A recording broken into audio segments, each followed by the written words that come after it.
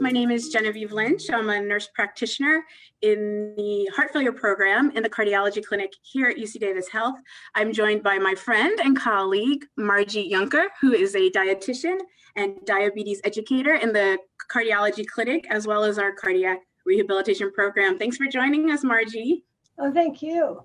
So the American Heart Association has what they call the Simple 7. And it's 7 steps you can take to a happy heart. These are simple changes you can make that can prevent heart disease in the future. So the first is eating a heart-healthy diet.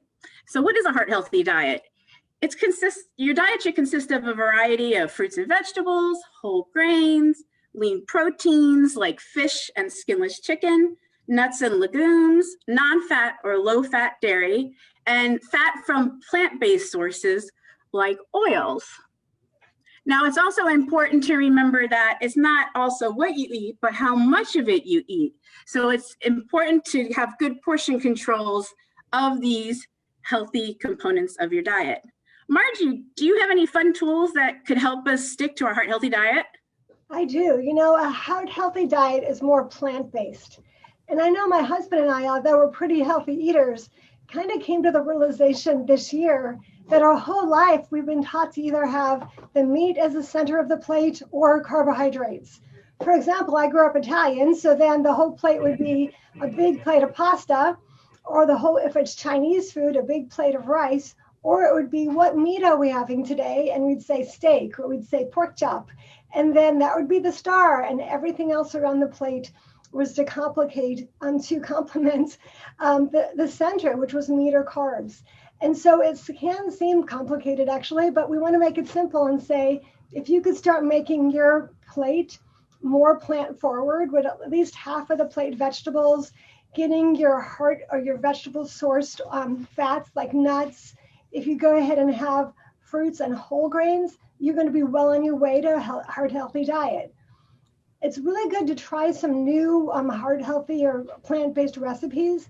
And one of my favorite tools is Forks Over Knives. They have a website, and also every season they have like the fall season for seasonal vegetables, different recipes. And you could find that in your grocery store, this magazine. You could also go on forksoverknives.com. Fantastic. All righty. I'm Italian too, so I know what you mean about the pasta and the and bread. Pasta and bread, that's all we ever ate. All right. And it's addicting and it's good. Right. So the second step to a healthy heart is getting active. So activity has a whole lot of great benefits. It lowers blood pressure, it improves your cholesterol, it prevents bone loss, it helps some people quit smoking, it helps manage stress, it promotes a really good positive attitude, it helps with sleep, it gives you great self-confidence, and it's a fun way to spend some time with family. The American Heart Association recommends 150 minutes of moderate intensity exercise a week. Now, that may seem like a big number, but if you think about it and break it down, 30 minutes a day, 5 days a week. And I think that's pretty easy for most of us to be able to do. And what's moderate intensity exercise? That could be a brisk walk, dancing, gardening, household chores, walking your dog. How do you know if you're doing moderate intensity exercise? Try the talk test. If you're walking and you're able to talk, but you can't sing, then that means you're going at a good rate. You're doing exercise that's really going to benefit your heart. Now, a couple of more tips that is important. It's good if you schedule your exercise, because if you schedule it, you're more likely to do it. Schedule a walk on your break for 15 minutes with your coworker every day. Go for a bike ride after work with your kids. Also, with COVID, we've all been kind of sitting home, right? And a lot of us can't get out. Well, you can get a little exercise at home as well. If you're watching TV and you see the commercial comes on, every time a commercial comes on, get up and walk around your house for a minute or two.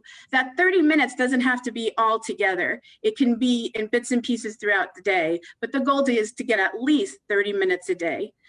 Margie, do you have anything that can help us get active, get that exercise on? Yeah, I do. You know, again, it's similar to going ahead and eating more heart healthy, where you have to change your family food culture to be more plant-based and less of the processed foods. And the same thing with exercise. It's not going to be like you live your life and then you exercise. Being active needs to become part of your household or your family culture. And I know my husband and I, how we have done that is every single day we go for walks, and having a dog really helps, but that helps. And I don't want it to be like, oh, I have to exercise. Try and add something fun. We love to kayak. We love to go hiking. And also my favorite thing is gardening. And even last night, as soon as I got home, I spent 30 minutes outside planting some seeds. So find the things you love and make it, again, who you are as a family, not just an additional thing to add to your schedule. That being said, you know, you cannot out exercise a bad diet. So sometimes we think, oh, I went for a 30-minute walk, I burned some calories. Just to let you know, being a small woman, even if I do a brisk walk, that's 3.5 to 4 miles per hour, I only burn about 300 to 350 calories. So that being said, if I have one Snickers bar, I've already inhaled all the sugar and fat calories that would take me to go ahead and walk a whole hour. You could take it down and eat it much quicker than you could exercise it off.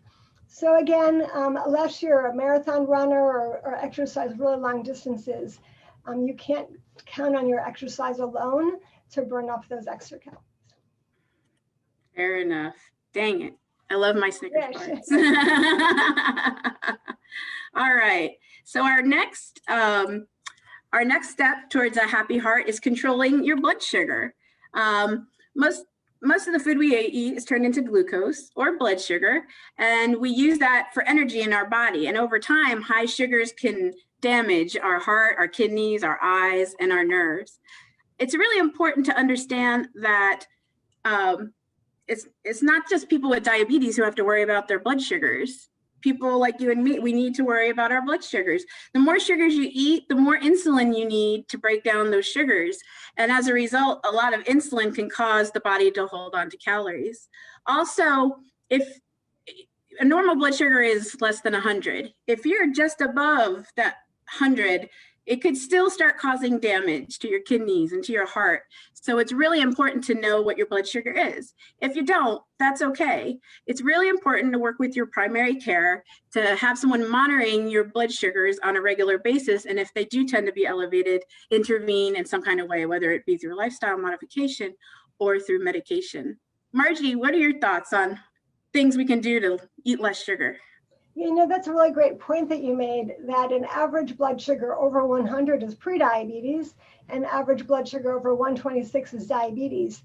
I was really shocked that although I exercise and I manage my weight, I'm actually living with prediabetes. And that means that currently my blood sugars are high enough that it could be doing damage to my small blood vessels in my eyes and my kidneys, and actually my major blood vessels and arteries as well. And I've had to watch it. I think for myself, like many people, the first thing that we need to look at in terms of blood sugars is if we have too many carbs at one time. So if we have on a regular basis, more often than not, if we have those big carb-based meals, the spaghetti, the rice, for example, our body cannot break that down within 2 hours back to a normal blood sugar. So one of the first things you can do to manage your blood sugar is not to eat too many carbs at one time in one meal. And make sure you balance the carbohydrate intake with non-starchy vegetables and lean proteins. So that's one of the things to look at. Another thing for me is I have a sweet tooth. And I think that if I'm here at work or even at home, I'm like, you know, give me some sweet. I just need a little something. And so part of it is realizing what our needs are and what we want, and then finding something that fits within a healthy plan. You know, extra dark chocolate, 80% darker or more, cocoa or more, actually is full of antioxidants and not that much sugar comparatively. I found this at Grocery Outlet, which I love, and it's the Bouchard chocolates, and 6 pieces is 160 calories, and 6 pieces altogether has 15 grams of carbs, which is the same amount of carbs as a piece of bread. So 6 is the serving for that. I have 3. And it's dark chocolate, and it satisfies that sweet tooth without a lot of extra calories and sugar. And so again, you know, look at that sweet tooth and manage it in ways that aren't as harmful to the body. Another thing is seasonal produce. I love the fact that every season we have different produce, and so we get a wide variety. Right now it's mainly citrus season, so enjoy mandarin oranges, enjoy regular oranges, go to your farmers markets and get the fruit in season, and that can become your sweet. I do like citrus, but I got to admit, I like the chocolate better. The fourth step to a happy heart is controlling your cholesterol. So high cholesterol contributes to plaque, which can clog up your arteries and lead to heart disease and stroke. When you control your cholesterol, you're giving your arteries the best chance to stay clear of blockages, which will prevent, future heart attacks, which is really important. Now, a normal blood cholesterol level is less than 200, unless you have a history of coronary artery disease, then you want to keep it a little lower. Margie, do you have any tools that can help us keep our cholesterol down, keep those numbers good? Yeah, I did want to make the point that cholesterol is actually a good thing. Our body makes the cholesterol itself to digest fat, and it's a really important part of metabolism. And even the LDL, which people think is bad cholesterol, our body makes that too. And so in itself, we need it for metabolism to be healthy. So what happens though is our body makes all that it needs. So where we get into trouble is when we then eat animal products. Other animals make cholesterol to digest fat. So when we eat the fat from animal sources like fat in milk products and also fat in meat products, we're eating another animal's cholesterol, and we have our own, and we're taking on more. And not everyone's bodies could go ahead and handle going ahead and digesting all the additional cholesterol, right? So it is a good thing. Too much is not a good thing. So some tools to manage that is to realize that the intention of having animal products is in smaller quantities. If you look at something called the blue zones, and that's where people live for well over 100 years, they do even have pork and everything, but the base of their diet is plant-based. The base of their diet is more beans. The base of their diet is more whole grains, local fruits and vegetables. And so the tips are, again, to start thinking of our meat products and our higher fat milk products as condiments, a small addition to add flavor, and not the star of our meals. And don't forget some really inexpensive ways to go ahead and get protein without cholesterol. And again, fish, like tuna canned in water is terrific. Fish does not have cholesterol. This is a great tip. Also, adding more beans is a great way to go ahead and get protein without getting the fat from animal products. And so it's okay, there are inexpensive forms of protein that you do not have to worry about cholesterol. I love cheese. I love cream cheese.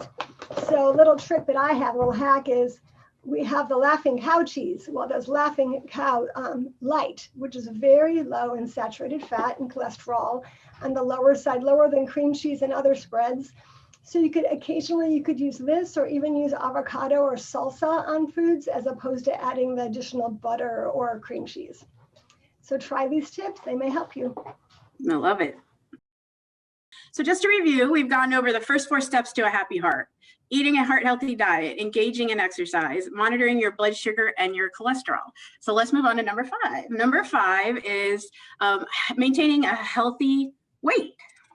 All right, so when you shed extra fat and unnecessary pounds, you reduce the burden on your body, right? So there's less work for your heart, your lungs, your blood vessels, and your skeleton. You do not need to lose a huge amount of weight to make a difference in your health. Something as simple as 3 to 5 pounds can be medically significant.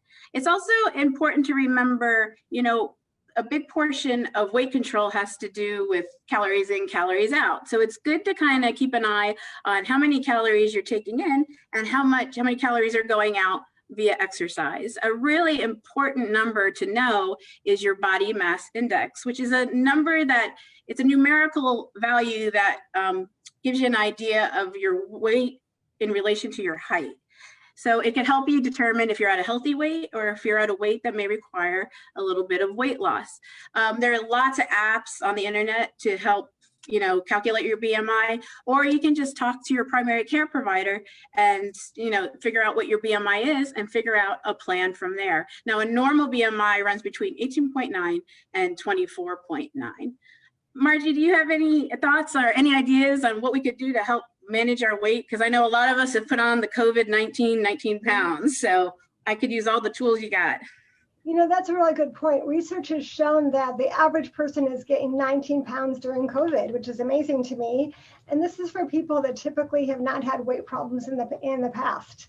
So just know that if you're dealing with COVID, the COVID-19 or 20, it is a real thing. It's stress. It's our lifestyle is totally changed, and you could turn this around. Certainly, people who've had more difficulty with weight throughout their lives, now they're in a situation that's heightening their, if they have an eating disorder or they have addictive overeating. Many people, if you've struggled with weight in the past, all of a sudden it's being, that intensity is being racked up and it's worse for you right now.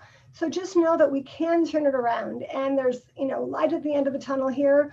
And so that's going ahead and making sure that you have the tools to go ahead and be successful as you address what's happening with your weight. Once again, I'm drilling it down into you that the most important thing is to really eat more plant-based, making sure you're getting more vegetables. Most people don't get enough. You're getting more 2 to 3 pieces of fruit a day, whole grains, fish, beans, lean proteins. And when you eat that way, you're actually increasing the volume of food that you get. And when you start cutting out the white sugar and the white flour and the processed foods, you will not be as hungry because you are consuming a large amount of food. I don't want you to go hungry. It's not about not eating or skipping meals. So a tip I also want to point out, just working here in cardiac rehabilitation, is we know that the keto diet is really popular. Yeah, that's true. Yeah, isn't it? So don't you hear about that too? I get asked by patients all the time about it. Yeah, so even though the keto is the name of a trendy diet, eating ketogenically only means that you're eating low enough carbs and more protein and hopefully plant-based fats that your body isn't going ahead and burning the ready available carbohydrates or sugars in your body. It's being forced to burn fat. And so that's all that ketogenic is. And it's a scientific term, not just a name for a popular diet. You hear the popular keto diet, just saying have fat bombs. It's something they call what they drink in the morning with ghee or half and half. And we've actually had patients come in here with fatty liver disease that actually resulted from months on a keto diet, that they kind of ate all the saturated fat they could all day long and didn't worry about that. And so much of that weight loss ends up being water weight. And so for heart health, if you choose to eat more ketogenically, meaning less carbs, more lean proteins, for example, more nuts, more avocado, for example, that's okay. But I still ask you to go ahead and limit the saturated fats. That we have patients here in cardiac rehab that have come in, lost a lot of weight on keto, only then to find out their arteries were completely clogged and having to have a procedure. So eat ketogenically if that's what you work out with you and your doctor. But again, we still want to go ahead and avoid a very high saturated fat diet, a diet that's high in animal fats. And I do ask you that once you make a decision that weight loss is something you want to do, we do not want to gain weight and lose weight and gain weight and lose that weight. Whenever you lose, even if you try not to, you lose muscle mass. We want to increase your muscle mass. What we want to do is go ahead and lose it once and then build muscle mass back up again. Because again, if you lose, you're going to lose some muscle. When you gain more back again, you always gain more fat. So those yo-yo dieting people over time, not only are they heavy, but their percent muscle declines over time. And I don't want that for you. So to go ahead and find really a lifestyle eating plan that best supports your whole life, I ask that you get support. And I think Genevieve is going to put up, or there it is up there right now. There are some avenues of support that I recommend. One is UC Davis Living Well through the Health Management and Education program has a weight management class. They also have other classes like smoking cessation and stress management. But one of the least expensive things for you to do to address weight and get support is call that number and then ask to join one of their classes. And I think it's on Zoom right now.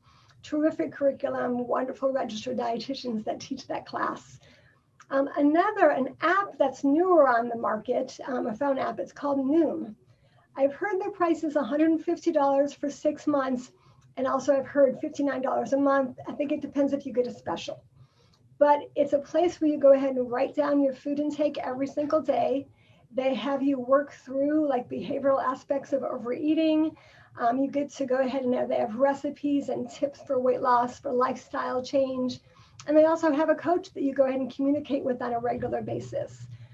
That is a food recording app. And we find that people who write down their food intake are 80% more likely to lose weight. And that's because writing it down, you're having to be mindful. I track my food intake on MyFitnessPal. And some days I think, oh, I really blew it. And I look at the app and I'm like, oh, I'm only like 200 calories off. And I go for an extra walk, right? So sometimes it tells me that I didn't do as bad as I thought I did. So it helps us just look at it. We know where we're at and then steer our choices based on what that app is telling us. So again, the next one is MyFitnessPal.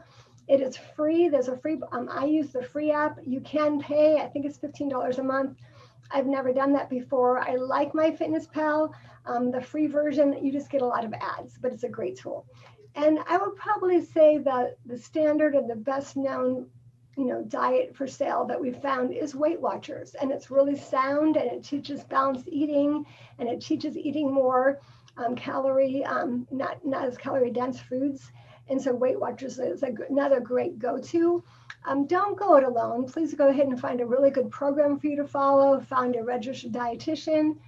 And in addition, try and find a support person, whether it's a best friend that will encourage you or a spouse or a partner. Again, weight management is difficult, and I want you to have a team to cheer you on. And I think it's also important to point out that, everybody's different, right? Everybody's mind and body works differently. So what may work for one person may not work for another. And I think that's why Margie put up these different resources, because Weight Watchers might be better for you, or if you're more into details, MyFitnessPal might be for you. If you're more of an emotional eater, perhaps Noom is better. So just keep that in mind. If you're trying any of these or any other weight loss programs, if it doesn't work, don't give up. You just got to find the one that works best for you. All right, let's move on to our sixth step to a happy heart, and that's monitoring your blood pressure. High blood pressure is a major risk factor for heart disease and stroke. When your blood pressure stays within healthy ranges, you reduce the strain on your heart, your arteries, and your kidneys, which keeps you healthier longer, right? So basically, if you think about your arteries and veins as tunnels, and the heart is pumping blood through these tunnels, if the tunnels start to narrow, like they do when you have high blood pressure, it's harder for the blood to get to your organs, to your kidneys, to your heart. And then you end up with kidney failure and heart failure. So it's really important, keep those tunnels open, keep those arteries nice and open. So the normal blood pressure, or where we'd like you to be at, is less than 120/80. If you can either monitor your blood pressure at home, or once again, work with your primary care, visit them a couple of times a year, have your blood pressure monitored. And it's really important to understand that high blood pressure can be a silent killer. You can have really high blood pressure and not know it. You may not have any symptoms, but the damage is still being done to your organs. So it's really important to see your primary care regularly, have it monitored, and if it is elevated, definitely have some kind of intervention, whether it be lifestyle modification or medication. Margie, any ideas on how we can keep that blood pressure down? Yeah, no, definitely. So the DASH diet is a diet that actually promotes control of blood pressure. And really the center of that core of that diet is more vegetables, whole foods, more fruits, whole grains, and lean proteins. And so again, that healthy eating is going to help you manage your blood pressure. We also talk about stress management as part of blood pressure. If you're not eating well, even if you don't realize it, it's affecting your body's ability to manage stress. So if we're eating a lot of white flour foods, white sugar foods, fast food, just to get through our day and manage, and not taking time for healthy meal preparation, we probably have too much on our plate. And actually the unhealthy food choices aren't helping the problem of stress. It's actually hindering and making your health worse. So taking the time for healthy eating is part of stress management, and it's part of blood pressure control. Everything in our body connects the other. It all works together. It's not separate compartments, So yeah, so I want you to feel good about yourself. And eventually when you eat healthy, it's hard at first, you'll feel better, and hopefully it'll lower your blood pressure. And I think that's I'm sorry, Margie, I didn't mean to cut No, you go off. ahead. No, I was just going to say, I think it's important to realize all these steps are kind of interactive, right? Because when you exercise and eat right, your blood pressure will be better, your blood glucose will be better, your blood cholesterol will be better. They're all kind of interlinked. So it's when you're doing one, you may not just be doing one, you may be doing multiple at the same time. exactly. And, you know, sometimes we go to different doctors for different things and we forget that it's all correlated, you know, and so if one part of our body's out of whack, other parts are too, right? So Correct. part of that with blood pressure is also sodium intake. Mhm. Now, if you think about it, you know, in the past, in years past, decades ago, you know, sodium was really just added to cure meats when we couldn't refrigerate. So then over time, with more processed foods, we're busy people. We don't want to have to prepare our foods. We want to go to the grocery store and pick up a boxed mix, and there's sodium added as a preservative. So whenever we have ready packed foods, processed foods, we're getting additional sodium. Also, whenever many people cook with sodium, it does enhance the flavor of foods, so that adds more sodium. And then sometimes at the table, when we season with salt or sodium. You know, our body really only needs like 1 to 2 teaspoons a day, and yet we get a lot more than we need. I'm not worried about the sodium that naturally is occurring in some foods. Some vegetables, you know, it'll say it has a teeny bit of sodium. I am concerned about the processed foods and the seasoning. So one thing that I have learned is that even over the last year or so, when I've been eating more plant-based, I'm eating a lot more spices and herbs and spices. So there's a lot of flavors other than salt. There's also basil, you know, there's oregano, herbs and spices. Some of my favorite ones are, well, cinnamon's one, but dillweed, and also I have a celery seed here. So there's dried herbs and spices. There's a lot of fresh herbs and spices. There's vinegars that add flavor.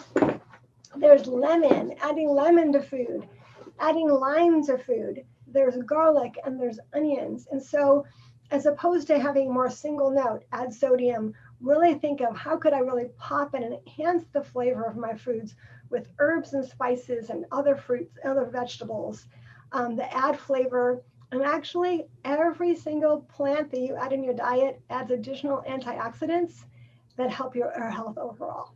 So put down the salt shaker and experiment with some other herbs and spices and other ways to season your foods. All right. All right, everybody, we've reached step 7, the last one, and that's live smoke-free. Smoking is the #1 preventable cause of death in the United States. And smokers have a much higher risk of developing heart disease. If you smoke, quitting is the best thing you can do. Within 1 year of quitting, the risk of heart disease goes down by 50%, which is huge. That's really huge in the heart world. Quitting smoking can also lead to lower blood pressure and heart rate, better circulation, and reduction of coronary artery disease. In other words, your arteries aren't going to clog up as quickly if you stop smoking. Margie, do you have any tools that can help us kick the habit? You know what? I do have a tool in my toolbox. Uh-oh. And boom goes the tool bag. Yeah, so I have my little container here of my cucumbers. My little cucumber snacks. There you go. So I think you realize that giving up smoking is the #1 thing, even above weight loss for heart health. Mm-hmm. And so if you are dealing with weight and smoking, if you had to choose, you know, really smoking would be a great one to look at. We do find, though, that, you know, smoking is a stress reducer. It does change our body chemistry and actually the cells in our body. And so once you get rid of that nicotine, you are going to go ahead and, you know, those cells, not, a lot of times we think, oh, we don't have the self-control. Actually, it's biological. The cells in our body have changed. So when you take away the nicotine, it's not that you don't have willpower. It's actually those synapses in your cells are going like, where's the nicotine? Where's the nicotine? And it wants something else. So we find many often when people go through smoking cessation, they gain weight. If you gain weight, it's okay. We could take it off over time.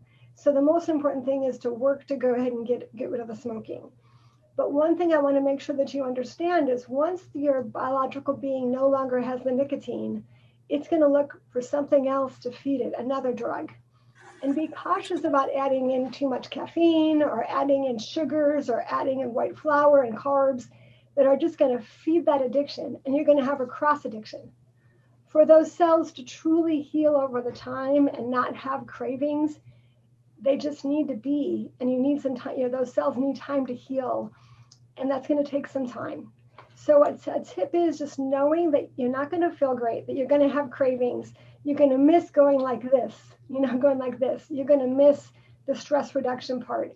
Try and have things like cucumbers or carrot sticks or celery sticks or pretzels, healthy snacks around that you could go ahead and replace when you normally have a cigarette. Maybe you used to smoke after dinner every single day. So then maybe you go ahead and you add a walk so you get your exercise, and then you go ahead and allow yourself to have some carrots or a bag of pretzels. So again, realize you are going to be getting rid of something, and then you choose what you're going to replace it with. And I'm hoping you could replace it with healthy options. I think with stopping smoking, like you said, it's not the easiest habit to break. I think support is a big component of it. UC Davis has a wonderful smoking cessation program that's multifaceted. It involves nicotine patches, sometimes medication, but more importantly, as a support group to kind of, help you know that there are other people that are going through the same difficulties as well. And I think I think social support is important for any change, right? No matter what we do, but especially something as significant as smoking. Definitely. Well, guys, that completes it. 7 steps to a happy heart. First, I'd like to thank Margie for joining us and her tool bag with all her great tools that will help us make all these changes. For more information about the Simple 7, you can go to the American Heart Association website at www.heart.org. And if you'd like more information about cardiac health here at UC Davis, you can go to www.health.ucdavis.edu. One last thing I'd like to want you all to remember is that all these changes have one thing in common. Any person can make these changes. They're not expensive to take. And even modest changes, simple, small changes can make a difference. So start with one, just start with one. Pick one and go for it. This simple list has been developed to help deliver on the hope that we all have, and that's to live a long, healthy, productive life. And another thing I want you to take home with you today is make sure you team up with your primary care provider. They can help monitor all these things with you and provide resources like weight management programs, dietitians, smoking cessation programs to help you really, really be successful. So remember, do your part and know your heart.